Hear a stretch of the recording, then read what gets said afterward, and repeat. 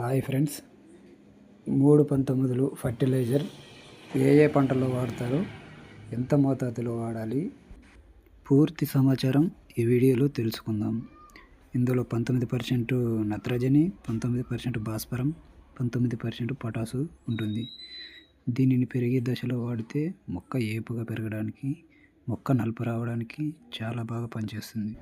ఇందులో 19% DAP కూడా ఉంటుంది కాబట్టి పూత దశలో వాడటం వలన పూత రాలకుండా పూతలు ఎక్కువగా వచ్చి పూతలు కాయలుగా మారడానికి కూడా ఇది చాలా బాగా పనిచేస్తుంది. ఇందులో 19% పొటాష్ కూడా ఉంటుంది కాబట్టి కాయ దశలో కూడా దీనిని వాడుకోవచ్చు. కాయలు బరువు రావడానికి, అధిక దిగుబడులు తీయడానికి 319లో 19% పొటాష్ ఉంటుంది కాబట్టి ఈ ఫర్టిలైజర్ చాలా బాగా పనిచేస్తుంది. దీనిని పత్తి, మిరప, వరి, కూరగాయల పంటలలో ప్రతి పంటలలో వాడుకోవచ్చు.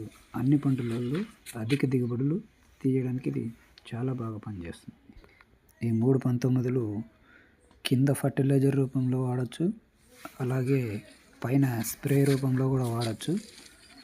పైన స్ప్రే రూపంలో వాడాలనుకుంటే 1 kg ఎకరానికి వాడాల్సి వస్తుంది. అది ఏ పంట అయినా సరే, అది పత్తి అయినా కానీ, వరి అయినా కానీ, మిరపలు అయినా కానీ పైన స్ప్రే చేయాలనుకుంటే 1 kg స్ప్రే చేయాలి.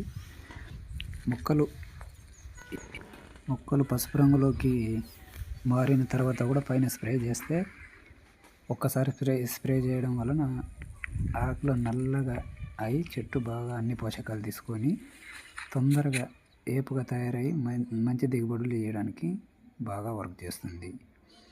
ప్రతి పంటలో 1 kg వాడచ్చు.